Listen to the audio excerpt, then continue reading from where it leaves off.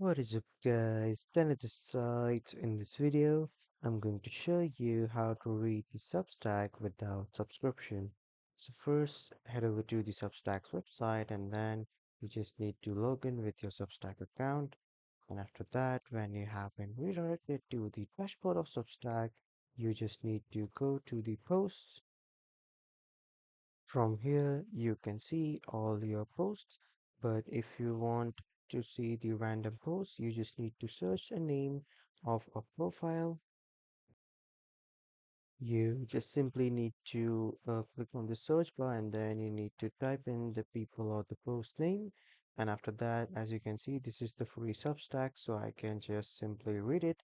And when I'll click it once, it will open in the new tab. And as you can see, this is the Substack that the other person has posted.